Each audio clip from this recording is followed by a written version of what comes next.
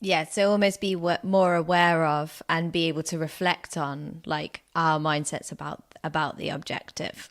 So, I mean, I've mentioned it in the intro, we've kind of talked about it already, but we can't really talk about winter and mental health without talking about seasonal affective disorder.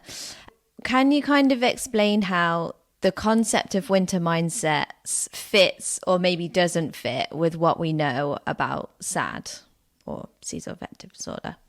Seasonal affective disorder is really interesting. And this is actually how I got into the study of winter because, I think there's this huge cultural narrative, as we've mentioned, that SAD is really prevalent, that wintertime depression is a really common phenomenon.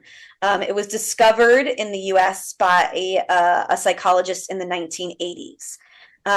And the way that they discovered this was they found that some people who were depressed during the winter responded to light therapy. And so they sort of concluded in a somewhat backwards way that it must be the lack of light causing the depression. And they also found, looking at the US, that within the US, as you go farther north, you get more rates of seasonal affective disorder, you get higher prevalence. And so people living in the northern US are more likely to have seasonal affective disorder than people living in the southern US. Then they went on to speculate that this must be true in the whole world, right? That